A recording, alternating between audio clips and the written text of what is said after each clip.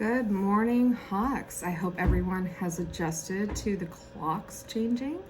We experienced daylight savings time yesterday and we gained an hour, which is why it's not completely pitch black when I get to work in the morning, which is very nice for Ms. Myers. All right, so the majority of our sixth graders are away at camp this week. They leave this morning and they will be back on Wednesday. So it might feel a tad bit less busy on campus this week. We are back to our regular schedule this week, but we are off on Friday. And on Thursday, we have a very special assembly to honor our local veterans. Thank you to everyone who brought in their papers to honor the veterans in your families. The Wall of Honor looks absolutely amazing. So thank you also goes to Mrs. Wu, Miss Wu and Mrs. Martinez for organizing that. And I have a short video on Veterans Day for you. Yeah, and Michael, you want what? Number 11, your order is ready. Fries, soda, 6-piece nuggets. Number 11, prepare for the best nuggets in history. It's time for Nuggets of Information. Let's talk about Veterans Day. Do you know what Veterans Day is? Veterans Day is a special day where we celebrate all soldiers, whether they're actively serving or retired, who've served this country. Not to be confused with Memorial Day, which is a special day where we remember and honor those soldiers who lost their lives in the service of our nation. Did you know there are now 6 branches of the U.S. military?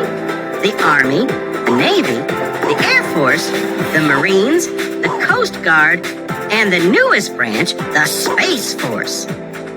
They exist to defend our freedoms and keep us safe here on the land, on the sea, in the sky, and even way up above it, in the stars. The first Veterans Day was November 11th, 1918, the day World War I ended. In 1919, over 100 years ago, President Woodrow Wilson proclaimed November 11th as a day to honor our veterans. It was originally called Armistice Day because it was the day Germany and the United States signed the Armistice Agreement. An armistice is when enemies agree to stop fighting. That makes Veterans Day a celebration of peace.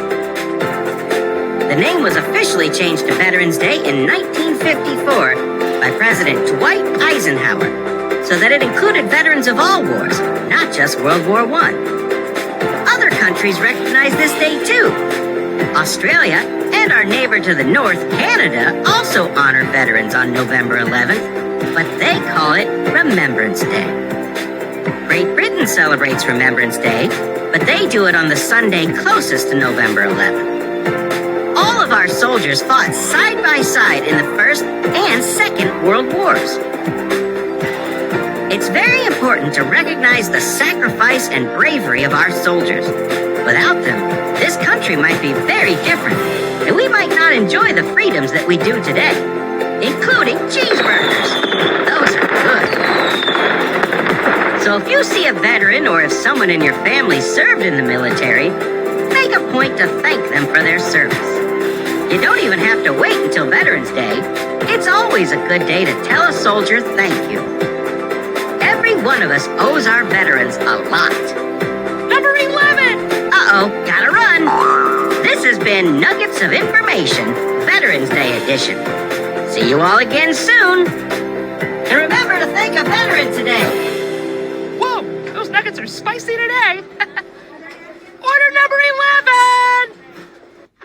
All right, so that is about Veterans Day. Our celebration will be on Thursday.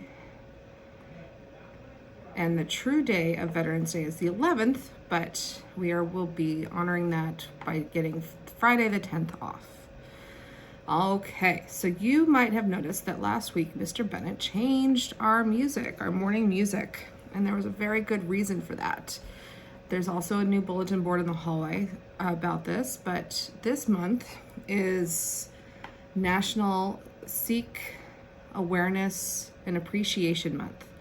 And since we have so many wonderful Sikh students at our campus, I wanted to make sure that we were all very caught up on what it means to be Sikh. So I have a short video for that. And then at the end of the video, I will have one last one for our character counts video about what it means to be responsible, about excuses.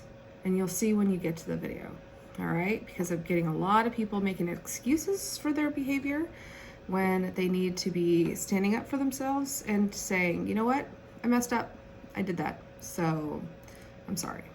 And that's what really what being responsible is all about. All right, so here are my last two videos, and then we'll go straight into the pledge and have a wonderful 4-day week. A viral video released in early 2015 shows a young American Sikh boy being harassed on the school bus by other kids.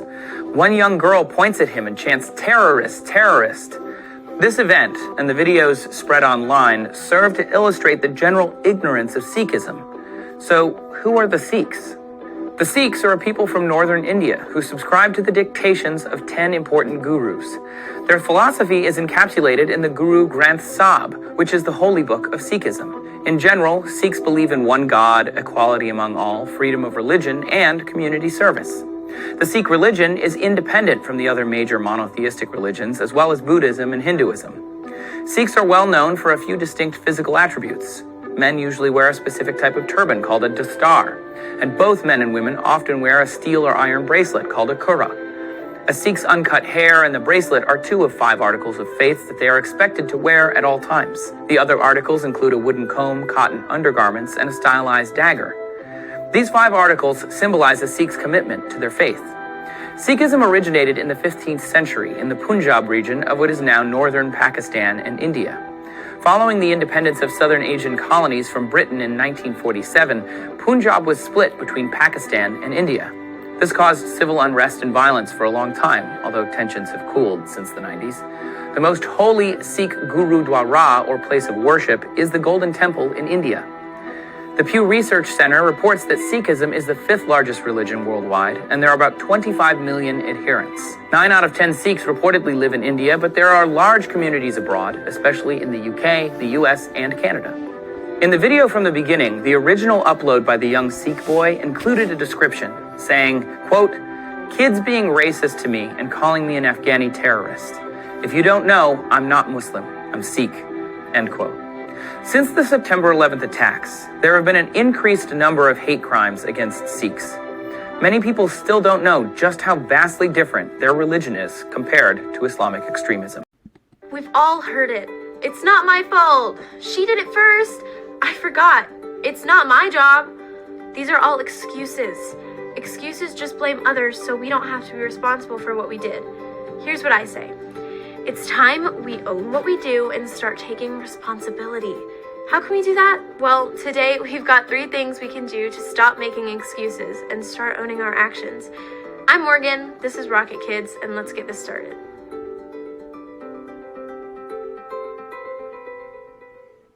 Okay, I know what you're saying, but Morgan, sometimes it really isn't my fault.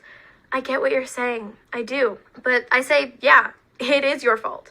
Hold on, okay, stay with me here. You are you. Everything you do is you doing it, not someone else. It's you. Everything I do is me doing it. Yeah, that's me. If I slide down a muddy hill in my new clothes or get a bad grade on a test, that's me that did that. I might say, Sally made me go down that hill, or Sarah has my math book so I couldn't study.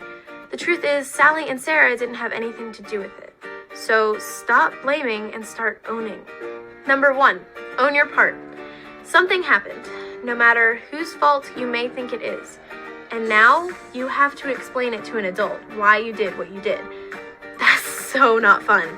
We can blame someone else, but you are a part of this. So you need to take a step back, think about what happened, and look at what part you took in it. Here, tell me what you think of this. One kid swipes a toy from another kid. So what does the other kid do? He kicks the other kid. You may say that that kid deserves to be kicked. He swiped the toy. But let's take a step back. 2 things happened. One kid swiped a toy. The other kid responded by kicking. Did both kids do something? Yes, they did. So now they both have to be responsible for their own actions. Number 2, cause and effect. You ever heard of cause and effect? It goes something like this. Because I did this, this happened. I didn't study, so I failed the test. I jumped in a puddle, so my shoes got wet. You get the idea. Sometimes the effect is good. Because I helped clean the classroom, I got extra time at recess. That's good. Because he swiped the toy, I kicked him. Not good. Just remember that something will happen with everything that we do. Sometimes it's a good thing, and sometimes it's bad. So, do things that have positive outcomes, not negative ones. Number 3, solve the problem. When faced with something, we have choices that we can make. Sometimes we make bad choices, and that's okay because we can learn from those mistakes. And sometimes we make good choices. When we make bad choices, that's when we start to blame other people and things for our mistakes and problems. So let's think about the choices you have to avoid the problem in the first place. Let's put it this way. I get a bad grade on my project, and all I can say is the teacher didn't explain how to do it. Wait, that's my excuse? I didn't own that. Maybe I can ask myself, what could I have done about that? How could I have avoided that bad grade? Did I think about asking the teacher to explain the project to me if I didn't understand it? Maybe I should have, because that's better than blaming my teacher for my bad grade. I got the bad grade, not her. We have choices and we are all smart people. So let's solve the problem before it's a problem. As kids, we will do a lot of things to avoid taking responsibility for our actions. Let's face it, no one likes to get in trouble, especially kids like you and me. But if we can own our part, know that all actions have good and bad outcomes, and work to avoid the problem before it's a problem, then we can learn to take responsibility for our actions. And guess what? We stop blaming others, and we own it. Inside and outside it's you of doing my what you classroom. do, and no one else. K, keep my hands and my feet to myself at all times. S, speak out against bullies. We are the Harvest Hawks.